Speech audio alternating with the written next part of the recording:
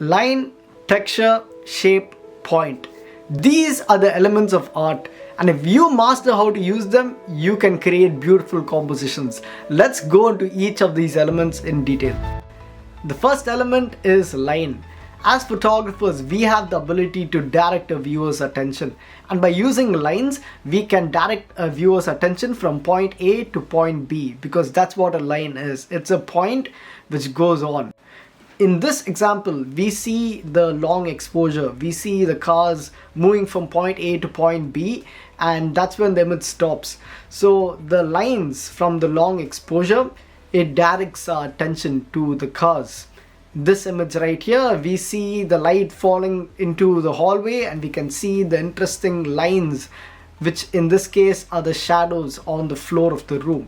Now, this too directs a viewer's attention because of the way the lines are on the floor. It adds a sense of depth. Now, you might see that there are shapes in this as well, which is a good observation, because in a good composition we get multiple elements, not just a single element, but there's always a dominant element, and that dominant element can either be a line, point, shape, or texture. The second element is texture.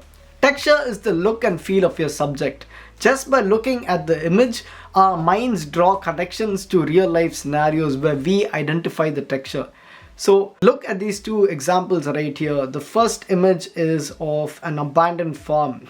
Just by looking at this image, we get an idea on what the texture of the farm feels like. It's really rough, it's really sharp, and we can see the texture on the floor as well. There's a lot of hay on the floor. That has a unique texture. We can see the broken pieces of wood, we can see the concrete on the floor, and there's a lot of different elements with different type of textures all together in one image. That's what makes this image interesting. Texture is a dominant element, and we also have lines in this image as well. If you look up at the ceiling, you can see that the way the wood is placed, that is a line. We can see a lot of shapes as well. Again, multiple elements in one single image, but with one dominant element. In this case, it's texture. You can look at this image of this cute puppy that I saw. You can see that the puppy is yawning. Just by looking at this image, you know how fluffy this dog is. It's because when we look at the image, our mind draws the connection between the pixels on the screen with the actual fluffiness of the dog. So we kind of feel the image without even touching it. That's the beauty of the element of texture. The more texture that you have in your images, the more interesting it's gonna look. And that's why I love this element. If you see my work, it's a recurring style that I always try to ramp up the texture and try to make the images as textury as possible. Okay, so the third element is shape. Now this is my favorite one, because when you go outside right now and you look at the world around you, you're gonna see so many shapes, right? You're gonna see circles, triangles, squares, rectangles, polygons, right? But you're also gonna see organic shapes. You're gonna see birds, you're gonna see humans, you're gonna see someone walking their dog down the street, right? There's so much shapes out there. It's not only geometrical shapes, but everything that we see outside has a unique shape to it, right?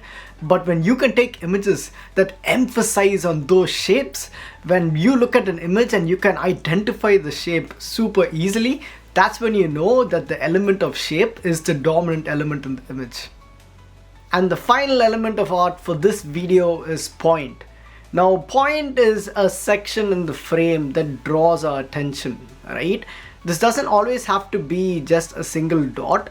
This can also be a particular section in the subject that pulls your attention. For example, in this image right here, we can see the sun acts as a point.